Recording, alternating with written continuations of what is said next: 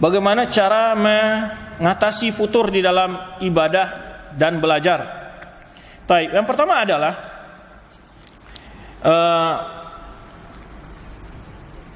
hindari hal-hal yang membuat antum mundur dari semangat untuk belajar.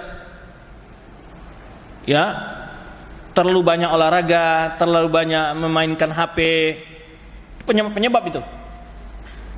Ya, penyebab ini. Kalau antum sudah sering begitu, ada rasa malas nanti beribadah.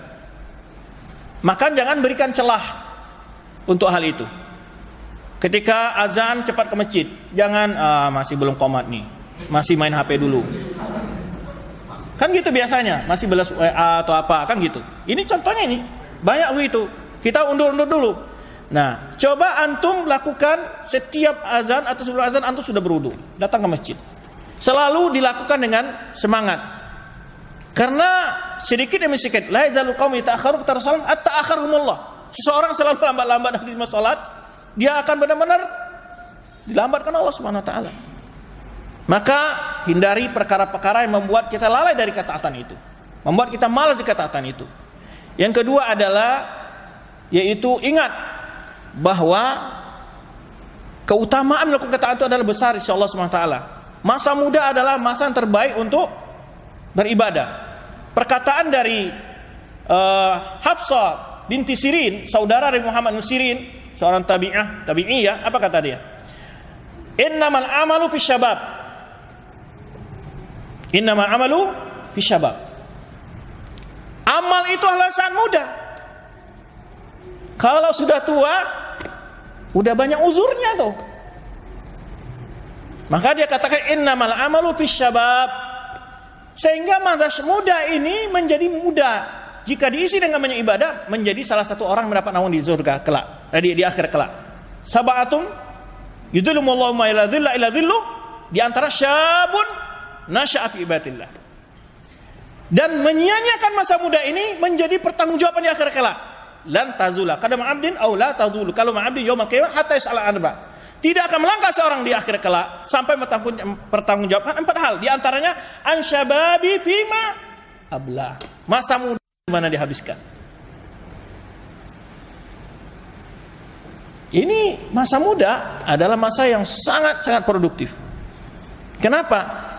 Bisa menahan ngantuk, kuat menahan dingin, kuat menahan panas. Ya, semuanya masih kekar kuat. Gitu. Maka kalau di masa muda antum selalu giat beribadah, di masa muda akan dijaga Allah. Maka ini hadis Ibnu Abbas, ta'aruf ila Allah ya'rifka fi syiddah, ta'aruf ila Allah fi raha ya'rifka fi syiddah. Kenapa banyak orang-orang tua yang beribadah kuat?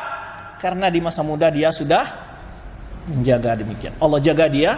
Sebaik penjagaan Allah itu adalah Allah istiqomahkan antum dalam agama. Ini tidak ada keutamaan dari itu lagi.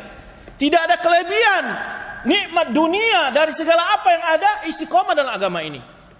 Sampai akhir kalimat kita keluar di dunia, la ilaha illallah. Tingkat dari semua agama ini, ibadah dan apapun saja, istiqomah. Jadi kalau orang semangat apa-apa hebat ilmunya, belum tentu di akhirnya tahun depan tetap istiqomah tidak.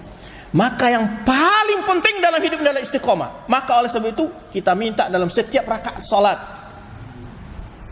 Apa makna ayat itu? Ihdinas siratal mustaqim. Apa penafsiran ulama di situ? Meminta ad-dawam ala siratal mustaqim. Wa ziyadah fi tiba'in siratal mustaqim. Kan tunjukilah kami jalan yang lurus. Makanya mereka dan para ulama menyebutkan, kan kita sudah berada di jalan yang lurus, itu Islam.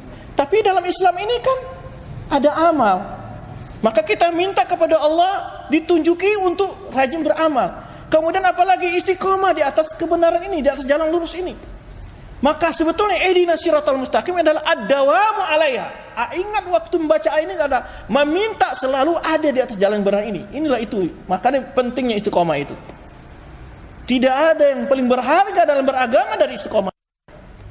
Tidak ada lebih dari itu. Bisa orang hafal Al-Quran, tapi belum tentu dia istiqomah, bisa murajaah dan seterusnya. Bisa orang rajin dalam berpuasa Senin Kamis, belum tentu bisa dia istiqomah enggak.